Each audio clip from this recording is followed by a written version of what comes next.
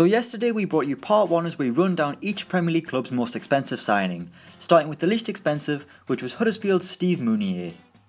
We ended part 1 with Nathan Ake and Bournemouth at £20 million, so let's complete our countdown and look at the 10 remaining clubs' most expensive signing.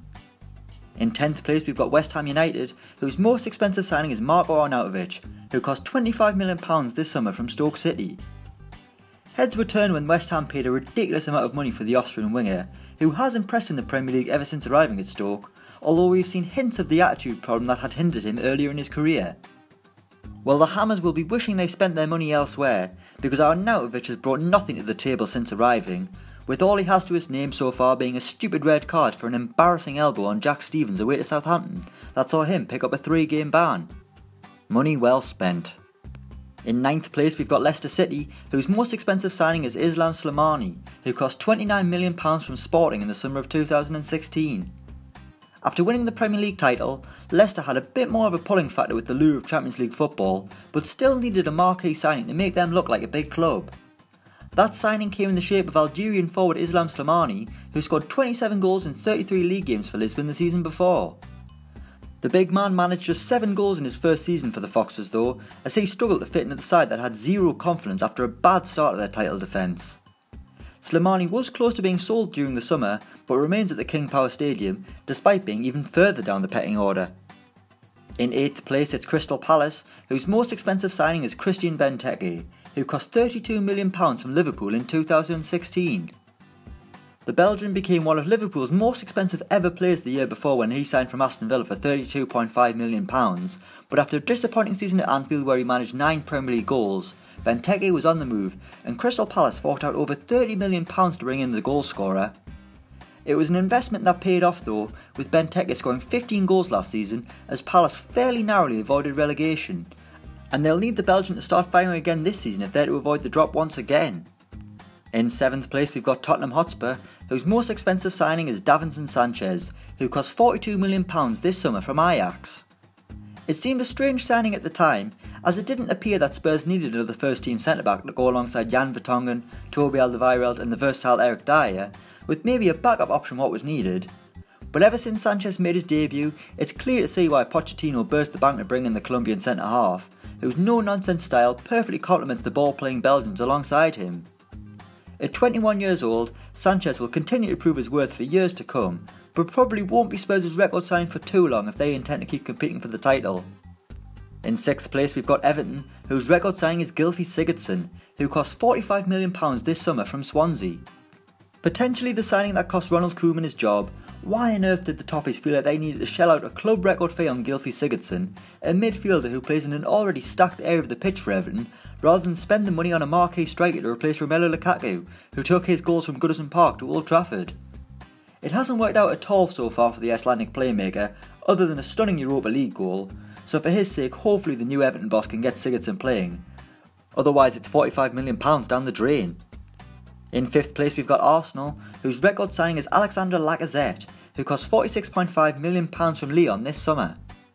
The Frenchman was brought in to be the consistent source of goals the Gunners have been missing ever since Robin van Persie left the club, and to get that you have to pay.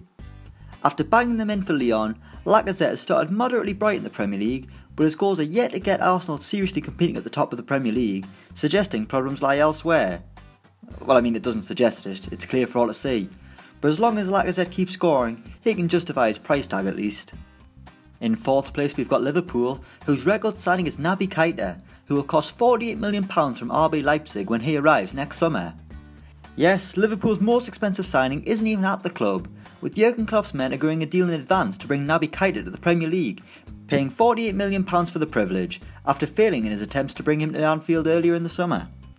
Will Keita be worth the money? Well, based on last season, yes, after the 22-year-old midfielder impressed for Leipzig in the middle of the park. But based on this campaign, absolutely not, with Keita having picked up 3 red cards in his last 7 games. He may have a nasty streak in him, but at least he won't be fatigued by the time he gets to Liverpool. In 3rd place we've got Manchester City, whose record signing is Kevin De Bruyne, who cost £54 million from Wolfsburg in 2015. They laughed when Manchester City spent £54 million on the Belgian, but no one's laughing now, as Kevin De Bruyne is probably the most informed player in the Premier League right now, pulling the strings in midfield as Pep Guardiola's Manchester City side dominate the Premier League. No one has provided more assists in the Premier League since De Bruyne returned to these shores after being sent overboard at Chelsea by Jose Mourinho. City may be one of the richest clubs around nowadays, but their most expensive player is still someone they bought over 2 years ago, although deals for Kyle Walker and Benjamin Mendy did come close to eclipsing the £54 million on KDB. In second place we've got Chelsea, whose record signing is Alvaro Morata, who cost £58 million from Real Madrid this summer. When Diego Costa announced that he was no longer wanted at Stamford Bridge, panic set in. Who was going to replace the crazy striker as Chelsea looked to defend their Premier League crown? Well, their prayers were answered when Alvaro Morata arrived, who's taken on the goal-scoring burden at the Bridge, without the anger and potential kickoffs that you get with Costa. Morata has shown all of his quality since arriving in the Premier League, almost a complete striker, scoring all types of goals, but he might need to start scoring even more if Conte decided to catch Man City. And finally, at number 1, it's Manchester United, whose record signing is Paul Pogba, who cost £89 million from Juventus last summer.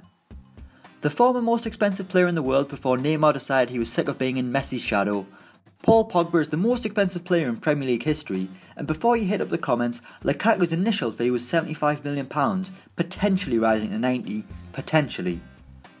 Pogba had a rough return to Old Trafford, hammered by supporters for his performances, despite walking away with 2 trophies at the end of the campaign.